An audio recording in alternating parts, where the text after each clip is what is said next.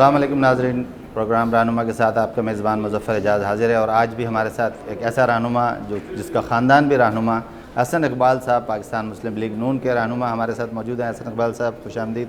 بہت کم وقت آپ کے پاس ہے اور ہمارے پاس بہت، ہم نے آپ کا انتظار کیا۔ ہم پاکستان میں کیا ہونے جا رہا ہے، بالکل اسٹریٹ فارورڈ بات شروع کر دیتے ہیں کہ کہاں جا رہا ہے پاکستان؟ بسم اللہ الرحمن الرحیم۔ میں سمجھتا ہوں کہ پاکستان ایک سنگ میل عبور کرنے جا رہا ہے۔ ایک بہت عرصے کے بعد پاکستان میں وہ مرحلہ آنے والا ہے کہ جہاں پاکستانی قوم ایک حکومت جو ناکام ہوئی ہے اسے اپنے ووٹ کی طاقت سے ہٹا کر ایک نئی قیادت کو منتخب کرنے کا موقع حاصل کرنے جا رہی ہے۔ اگلا الیکشن پاکستان کے لیے میرے نزدیک بہت ڈیفائننگ ہے، بہت اہم ہے۔ بدقسمتی سے پچھلے 5 سالوں میں موجودہ حکمرانوں نے جو معاشی پالیسیاں اپنائیں، جو ان کی سیاسی پالیسیاں تھیں، انہوں نے ملک کے اندر انتشار پیدا کیا۔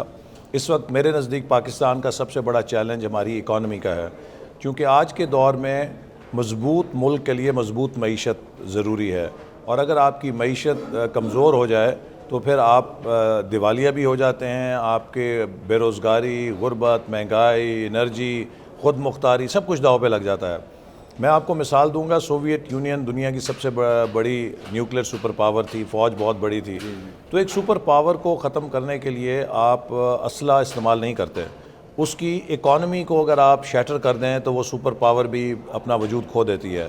اسی طرح میرا یہ یقین ہے کہ موجودہ حکمران پاکستان کے گوربچوف بن کے پاکستان کی معیشت کو کھوکھلا کر رہے ہیں تاکہ پاکستان کی اس طاقت کو ختم کر دیا جائے جو اسے 28 مئی 1998 کو حاصل ہوئی تھی۔ لہٰذا آئندہ الیکشن میں قوم کے لیے بہت بڑا امتحان ہوگا۔ اگر یہ حکمران واپس آ گئے یا ایک معلق پارلیمنٹ آئی، ایک ہنگ پارلیمنٹ جس میں کچھڑی ہوئی، کسی کو اکثریت نہ ہوئی، تو ہم اس بے یقینی سے نہیں نکل سکیں گے۔ ہماری معیشت کو اس وقت مضبوط سمت کی ضرورت ہے، درست سمت کی، مضبوط فیصلوں کی، اور ایک بہادر قیادت کی، اور تجربہ کار اقتصادی ٹیم کی جو ان مسائل کو سنبھال سکے۔ اور یہ سب پروگرام اور team P M L N کے پاس موجود ہے، اور میں امید کرتا ہوں کہ اگلے الیکشن میں ہمیں ایک بھرپور مینڈیٹ 97 کی طرح قوم دے گی تاکہ ہم ملک کو اس دلدل سے نکال سکیں۔ آپ نے ابھی 2-3 باتیں، آپ کے سوال کے جواب کے اندر ہی بہت سارے سوالات اٹھ گئے ہیں۔ سنگ میل حاصل کرنے کے لیے لوگ ووٹ ڈالیں گے، لوگوں کا ووٹ صحیح جگہ پہنچ نہیں پاتا، لوگ ڈالنا کہیں چاہتے ہیں، جاتا کہیں ہے، ہائی جیک ہوتا ہے، اور اب ایک 16 سال کے بعد ایک فیصلہ آیا جس کے بارے میں شبہات پیدا ہو رہے ہیں۔ دیکھیے، 2008 کا جو جنرل الیکشن تھا یا 2002 کا جو جنرل الیکشن تھا وہ جنرل مشرف کے اقتدار میں ہوئے، اور اس وقت انہوں نے سرکاری اسٹیبلشمنٹ کے ذریعے ان انتخابات پہ اثر انداز ہونے کی کوشش کی۔ اب الحمدللہ پہلی بار 20ویں ترمیم کے ذریعے، اور یہ بھی مسلم لیگ نون کا کارنامہ ہے کہ ہم نے ملک میں ایک آزاد الیکشن کمیشن اور ایک اتفاق رائے کے چیف الیکشن کمشنر، اور اسی طرح اتفاق رائے سے نگران حکومتوں کے قیام کے لیے ایک فارمولہ طے کیا ہے۔ اور میں امید کرتا ہوں کہ اب جب کہ حقیقی معنوں میں نیوٹرل کیئر ٹیکرز کے لیے گنجائش موجود ہے، اور اتفاق بھی انشاءاللہ ہو جائے گا، اور اگر اتفاق نہیں ہوتا تو آئین یہ کہتا ہے کہ پھر الیکشن کمیشن خود سے انہیں بنا سکتا ہے، اور الیکشن کمیشن تو انڈیپینڈنٹ ہے۔ تو انڈیپینڈنٹ کیئر ٹیکرز اور انڈیپینڈنٹ الیکشن کمیشن کی موجودگی میں بھی اگر انتخابات شفاف نہ ہو سکے تو پھر تو شاید ہمیں سوچنا پڑے گا کہ اس ملک میں الیکشن ہو بھی سکتے ہیں یا نہیں ہو سکتے۔ انڈیپینڈنٹ الیکشن کمیشن سے آپ کو کچھ امیدیں ہیں؟ جی انشاءاللہ ہمیں امیدیں ہیں جو چیزوں کو اسٹریم پہ رکھیں۔ دیکھیے، سپریم کورٹ بھی موجود ہے، میڈیا بھی موجود ہے، انڈیپینڈنٹ الیکشن کمیشن بھی ہوگا، نیوٹرل کیئر ٹیکرز بھی ہوں گی۔ تو میں امید کرتا ہوں کہ بائی اینڈ لارج اگلے الیکشن میں جو ماضی کی شکایات تھیں ان کا ازالہ ہو سکے گا، اور وہ دوبارہ ریپیٹ نہیں ہوں گی۔ ابھی ایک کنفیوژن ہے، یعنی جو حساب کتاب ہے 6 ہفتے یا 8 ہفتے، اس میں کچھ نہ کچھ ہونے جا رہا ہے، لیکن ابھی تک یہ متعین نہیں ہوا کہ آپ موجودہ حکومت جس کو فیل گورنمنٹ کہا جاتا ہے، یہ اس کو ریپلیس کرنے والے کون لوگ ہوں گے؟ کوئی وسیع اتحاد بنے گا، سنگل پارٹی آئے گی، یا کچھ لوگ الگ الگ آ کے پھر بعد میں ملیں گے؟ یعنی کوئی چیز کلیئر نہیں ہو رہی ہے۔ یہ ساری صورتحال واضح ہوگی جب الیکشن مہم کا آغاز ہوگا، اور الیکشن مہم میں تمام پارٹیز اپنا پروگرام قوم کے سامنے پیش کریں گی۔ میں سمجھتا ہوں، میری ذاتی رائے ہے کہ اس وقت کوئی بھی ملغوبہ یا کوئی بھی اتحاد جو بنے گا یا کولیشن گورنمنٹ بنے گی وہ ملک کے لیے مفید نہیں ہوگی، چونکہ کولیشن گورنمنٹ میں تو بندر بانٹ ہوتی ہے۔ ڈپٹی پرائم منسٹر کون بنے گا، کون سا وزیروں کا گھر کس کو الاٹ ہوگا، کون سا دفتر کون سا محکمہ کس کے پاس جائے گا. پاکستان اس طرح کی بندر بانٹ کا متحمل نہیں ہو سکتا. ہمیں بہت بنیادی نوعیت کے فیصلے کرنے ہیں, ہمیں تیزی سے نکلنا ہے اس بحران سے, اور اس کے لیے ایک میجورٹی پارٹی کا وجود میں آنا ضروری ہے. اگر ہمیں 2/3 اکثریت بھی مل جائے گی تو ہم پھر بھی کوشش کریں گے کہ زیادہ سے زیادہ پارٹیوں کو اپنے ساتھ میں لائیں تاکہ ایک براڈ کنسنسس پولیٹیکل ہو. لیکن جب آپ کی اپنی میجورٹی ہوتی ہے تو آپ بلیک میل نہیں ہوتے. اگر آپ کی میجورٹی نہیں ہوگی تو آپ دوسری پارٹیز کے رحم و کرم پہ ہیں, اور بلیک میلنگ کا کھیل جیسے آپ نے پیپلز پارٹی, MQM, کیو لیگ کا اور ANP کا دیکھا, یہی چلتا رہے گا. آپ نے ابھی کہا کہ ہم چاہیں گے کہ میجورٹی ملے, اور ایسا لگ رہا ہے جیسے مسلم لیگ نون انڈیپینڈنٹلی الیکشن لڑنا چاہتی ہے, کسی اتحاد کی طرف نہیں جا رہی. کیا یہ صحیح تاثر ہے؟ پاکستان مسلم لیگ نون نے 97 میں بھی علیحدہ الیکشن لڑا تھا اپنے تشخص کے ساتھ. البتہ ہم الیکشن کے اندر سیٹ ایڈجسٹمنٹس ان جماعتوں کے ساتھ کریں گے جو ہمارے پروگرام کے مطابق اور قریب ہوں گی, جیسے کہ PML لائک مائنڈڈ گروپ کے ساتھ ہمارا انتخابی ایڈجسٹمنٹ کا معاہدہ ہو چکا ہے, اور اسی طرح سندھ کے اندر اور بلوچستان کے اندر مختلف جماعتوں سے ہماری بات چیت جاری ہے. تو ہم ایک انتخابی ایڈجسٹمنٹس کا اتحاد یقیناً تشکیل دیں گے تاکہ زیادہ سے زیادہ قوت کو مجمع کیا جا سکے. لیکن اس اتحاد کے اندر بھی ضروری ہے کہ ایک پارٹی کو اگلی پارلیمنٹ میں واضح اکثریت حاصل ہو تاکہ جو بھی وہ کولیشن بنائے اس میں وہ کسی بلیک میلنگ سے نہ گزر سکے. مسلم لیگ PMLN اتحاد اور کولیشن کی بات آپ نے کی. ایک آپ نے ویژن 2015 پیش کیا تھا. 2010 گزر گیا.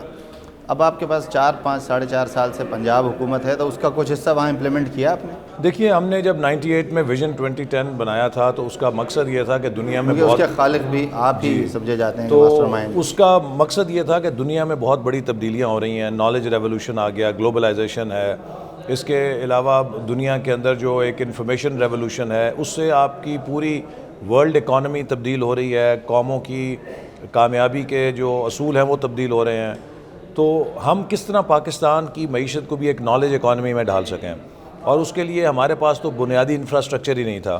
تو وہ پروگرام کا مقصد یہ تھا کہ 2010 تک ہم پاکستان کی معیشت کو ایک ایسا مضبوط پلیٹ فارم دے دیں کہ ہم 21ویں صدی میں دیگر ایشیائی تیز ترقی کرنے والے ممالک سے مل کر تیز رفتاری سے آگے چل سکیں. لیکن مشرف نے اس پروگرام کو ختم کر دیا, جس کا نتیجہ یہ ہے کہ 2010 بھی گزر گیا اور ہم پہلے سے بدتر ہو چکے ہیں. اب بھی ہمارے سامنے ٹھوس پروگرامز ہیں, ویژن ہے, ہمارا مینیفیسٹو بھی آنے والا ہے.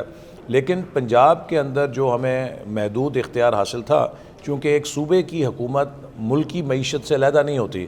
ملک کی معاشی جو پالیسیاں ہیں, جو مہنگائی ہے, جو بے روزگاری ہے, جو پاور شارٹیجز ہیں, جو انرجی کا بحران ہے, وہ آپ کو بہت کانسٹرین کرتا ہے کہ آپ صوبے کے اندر کیا کر سکتے ہیں. لیکن اس کے باوجود ہم نے بہت سے انقلابی اقدامات اٹھائے ہیں, اور بالخصوص نالج فاؤنڈیشن بنانے کے لیے تعلیم کے شعبے میں جو اقدامات ہیں وہ نہایت ہی انقلابی ہیں. پنجاب کے اندر رحیم یار خان سے اٹک تک, نارووال سے ڈیرہ غازی خان تک 4,500 ہائی اسکولوں میں بچوں اور بچیوں کے جدید ترین کمپیوٹر لیبز فراہم کی گئی ہیں. لہٰذا ایک غریب کسان اور مزدور کے بیٹے اور بیٹی کو بھی وہی کمپیوٹر کی تعلیم حاصل ہے جو امیروں کے بچوں کو بیکن ہاؤس اور سٹی اسکول کے اندر حاصل ہے. اسی طرح ہم نے پنجاب کے اندر 80,000 میرٹ کے اوپر اساتذہ کا چناؤ کیا ہے, اور کوئی شخص ثابت نہیں کر سکتا کہ ایک بھی کسی MNA MP کی سفارش پہ ہوا ہے. اس سے نظام تعلیم کے اندر ایک بہت بہتری آئی ہے. انہی میں 25,000 سائنس ٹیچرز ہیں, جس سے کہ ہمیں سائنس کی تعلیم اور فنی تعلیم میں بہت مدد ملے گی. پھر پنجاب ایجوکیشن انڈاؤمنٹ فنڈ کے ذریعے 10 ارب کا یہ فنڈ قائم کیا گیا ہے, جو 40,000 سالانہ اسکالرشپس دے رہا ہے پورسٹ آف دا پور کو, ان بچوں اور بچیوں کو جن کا میرٹ ہے, نمایاں کارکردگی ہے, لیکن وہ اعلیٰ تعلیم کے پیسے نہیں رکھتے.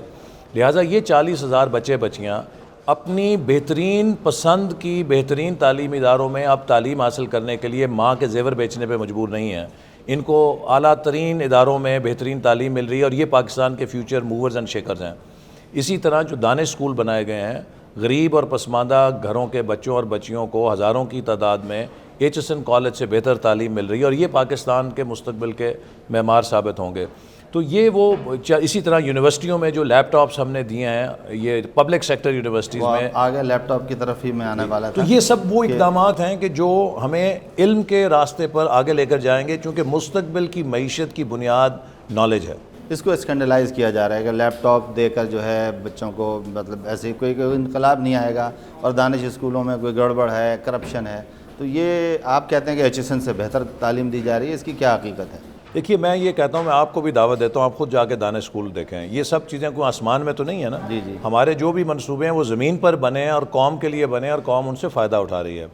دانش اسکول کی جو کوالٹی ہے، جو اس کا معیار ہے، اس کا میں کچھ نہیں کہوں گا، آپ کو دعوت دوں گا، آپ جا کے دیکھیں. انشاءاللہ ہم دیکھیں گے. اسی طرح جو لیپ ٹاپس ہیں، یہ آج کے دور میں ہائر ایجوکیشن میں اسی طرح کی بچوں اور بچیوں کی ضرورت ہے جیسے میٹرک اور اے لیول میں کیلکولیٹر کے بغیر آپ امتحان نہیں دے سکتے.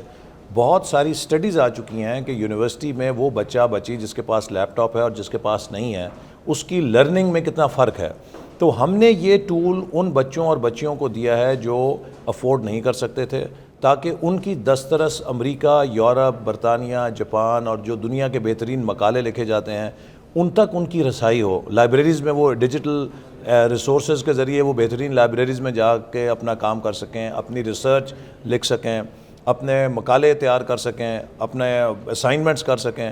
تو اس کا انشاءاللہ میں امید رکھتا ہوں کہ جن بچوں اور بچیوں کو دیا گیا، اگر ان میں سے 10% بھی نالج لیڈرز بن گئے تو اس کا پے آف اس کی لاگت سے بہت زیادہ ہوگا. اور جہاں تک آپ نے اسکینڈلائزیشن کی بات کی، مخالفین تو ہر چیز کو اسکینڈلائز کرتے ہیں، لیکن ٹرانسپیرنسی انٹرنیشنل کو ہم نے خود دعوت دی کہ آپ اس پروجیکٹ کی پروکیورمنٹ کا جائزہ لیں. جی. انہوں نے تمام پروسیس کا جائزہ لیا اور ہمیں لیٹر آف کلین چٹ دیا کہ ہم نے مکمل طور پہ اس کا جائزہ لیا اور ہمیں کسی قسم کی کوئی بے قاعدگی اس میں نظر نہیں آئی. اچھا، عموماً ہمارا یہ کام نہیں ہوتا کہ ہم ماضی کو کھنگالیں، لیکن چونکہ اس وقت موجودہ حکومت کی ناکامی کا آپ نے بھی حوالہ دیا، 3 سال تو مکمل آپ اور موجودہ حکومت یعنی اینٹی پیپلز پارٹی سیاست کے 20 سال پیچھے ہے، لیکن 3 سال ود پیپلز پارٹی. تو اس میں آپ پر بھی تو الزام آتا ہے پیپلز پارٹی کے ساتھ اس کو سپورٹ کر کے اس قابل بنایا. ہم پیپلز پارٹی کے ساتھ کولیشن میں صرف 6 ہفتے کے لیے رہے تھے، اور 6 ہفتے کے بعد جب ہم نے دیکھا کہ یہ اپنے وعدے پورے نہیں کر رہے، ان کا ایجنڈا کرپشن ہے اور یہ ملک کی خدمت اور اس چارٹر آف ڈیموکریسی پر عمل نہیں کرنا چاہتے جس کے لیے ہم نے ان کے ساتھ تعاون کیا تھا، تو 6 ہفتوں کے بعد ہم حکومت سے علیحدہ ہو گئے تھے. میں بھی اس کابینہ میں وزیر تھا اور ہم نے اپنی راہ علیحدہ کر لی تھی. پنجاب کے اندر ہم نے پیپلز پارٹی کو کہا کہ آپ علیحدہ ہو جائیں، لیکن وہ خود اپنی ضرورت اور فرمائش کے تحت چپکے رہے.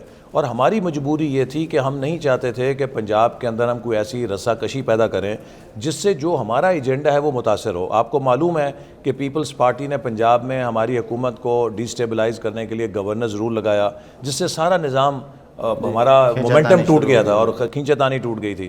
تو ہم نے انہیں بھرپور کوشش کی کہ آپ حکومت سے جائیں، جب ہم مرکز سے علیحدہ ہو گئے تو آپ کیوں چمٹے ہوئے ہیں. لیکن یہ ان کی ڈھٹائی تھی کہ وہ ہماری حکومت میں اتنی اٹریکشن دیکھتے تھے کہ وہ اس کے ساتھ وہ ماضی تھا. مستقبل میں میاں صاحب کو سیاست سے آؤٹ کرنے کی پوری کوشش کی جا رہی ہے کسی نہ کسی طریقے سے. میاں صاحب باہر ہو جائیں گے، کر لیں گے؟ نہیں، میں دیکھیے پاکستان سے اب وہ وقت دور ہو گیا کہ جب کوئی خفیہ ہاتھ کسی کو نہیں آؤٹ کرتے تھے. اب پاکستان کے عوام فیصلہ کریں گے کس قیادت کو وہ چاہتے ہیں. نواز شریف صاحب کی جو ایڈوانٹیج ہے کہ آج ہمارے پاس ان کی صورت میں ایک ایسا لیڈر ہے کہ جس نے who has gone through the full cycle، کہ وہ ہر چیز کو دیکھ چکے ہیں، سمجھ چکے ہیں، اپنی غلطیوں سے بھی سیکھ چکے ہیں، اور جیسے ایک پکا ہوا پھل ہوتا ہے اس کی مانند وہ ہیں. آج باقی تو سب ابھی شروع کرنے کی بات کر رہے ہیں، پتہ نہیں کتنی ٹھوکریں کھائیں گے، کتنی ماریں کھائیں گے، پھر اس درجے پہ پہنچیں گے. تو جیسے کسی ایک انتہائی بیمار مریض کو انتہائی تجربہ کار ڈاکٹر کی ضرورت ہوتی ہے، پاکستان بھی اس کی معیشت اور اس کے سیاسی حالات، آپ کراچی دیکھیے، بلوچستان دیکھیے، ہماری داخلی صورت دیکھیے، ہمیں نہایت ہی تجربہ کار آزمودہ ہاتھوں کی ضرورت ہے. اور نواز شریف صاحب کی صورت میں سمجھتا ہوں کہ وہ قیادت ہے جو چاروں صوبوں کے اندر لوگوں سے بات چیت کر سکتی ہے، جن کو ایک اقتصادی پس منظر ہے، ان کا تجربہ بھی ہے، وہ اس ملک کو چلانے کے مسائل سے بھی آگاہ ہیں. اور میں امید کرتا ہوں کہ اگر ہمیں اچھا مینڈیٹ ملا تو ہم پاکستان کے عوام کو ان کی ناامیدیوں کو انشاءاللہ تعالی امید میں، ان اندھیروں کو روشنیوں میں، اور اس بدحالی کو خوشحالی میں تبدیل کرنے میں کامیاب ہو جائیں گے. اللہ تعالیٰ آپ کی مدد کرے. ایک آخری چیز کہہ لیں، ہم بہت ساری چیزیں ہیں، پارلیمنٹ ہے، اس کی کیا اس کی کارکردگی ہے، لیکن سندھ اور خصوصاً کراچی انڈسٹریل ہب ہے، پاکستان کی شہرگ ہے. ان سب کے تناظر میں ملک کے مستقبل کے بارے میں آپ کیا کہتے ہیں، اور باقی پارلیمنٹ کا رول کیا ہونا چاہیے، اسی کو ہم وائنڈ اپ کریں گے۔ سندھ پاکستان کا ایک بہت اہم صوبہ ہے، اور کراچی تو دارالخلافہ ہے پاکستان کی معیشت کے حوالے سے، اور آپ نے دیکھا کہ جو موجودہ حکمران اتحاد ہے پیپلز پارٹی MQM اور ANP، انہوں نے کراچی کا کیا حال کر دیا ہے، اور اس کی بنیادی وجہ یہ ہے کہ یہ تینوں جماعتیں اپنے اپنے بھتہ خوروں کو تحفظ دے رہی ہیں۔ کراچی کی صورتحال کا ایک ہی علاج ہے کہ سب کے بھتہ خوروں کے خلاف کارروائی کی جائے، اور کسی کے لیے کوئی استثناء نہ ہو۔ کرے گا وہ سب تو کارروائی کرنے والے ایک جگہ بیٹھے۔ ہم نے کی تھی جب حکیم سعید صاحب کا قتل ہوا، اس کے بعد ہم نے اپنی حکومت توڑوا دی، لیکن ہم کارروائی کرنے سے پیچھے نہیں ہٹے، اور ہم نے کراچی کے حالات بڑی حد تک قابو کر لیے تھے۔ یہ تو جنرل مشرف آیا، اس نے آ کے پھر ہمارا کردار ختم کر دیا، حالات کو پیچھے لے گئے، اور آج وہاں پہ بہت سے حالات اس قدر مگرمچھ پیدا ہو گئے ہیں جو لوگوں کی جان اور مال سے کھیل رہے ہیں۔ لیکن آج بھی یہ مسئلہ حل ہو سکتا ہے کہ اگر سیاسی کمپرومائزز کرنے کی بجائے عوام اور ملک کے مفاد میں اکراس دا بورڈ آپریشن کیا جائے۔ جو کرمنل ہے، جو بھتہ خور ہے، جو کوئی لوٹ اور قتل و غارت گری میں ملوث ہے، ان سب کو گرفت میں لا کے قانون کے مطابق کارروائی کی جائے، تو دیکھیے 2-4 مہینے میں کراچی ٹھیک ہو جائے گا۔ بہت شکریہ احسن اقبال صاحب۔ ناظرین، احسن اقبال صاحب سے ہماری گفتگو جاری تھی، انہوں نے بات کی ہے کہ اکراس دی بورڈ جا کر کراچی میں آپریشن کرنا ہوگا، قانون کی حکمرانی قائم کرنی ہوگی۔ بہت اچھی بات یہ ہے کہ وہ مستقبل سے مایوس نہیں ہیں، بلکہ کہتے ہیں کہ پاکستانی عوام کو ایک ایسا موقع مل رہا ہے کہ وہ اپنی پسند کے لوگوں کو منتخب کر سکیں۔ ماضی کی غلطیوں سے وہ کہتے ہیں نواز شریف صاحب نے بھی سیکھا، عوام بھی سیکھیں۔ اسی پیغام کے ساتھ اپنے میزبان مظفر اجاز کو اجازت دیجیے۔ السلام علیکم۔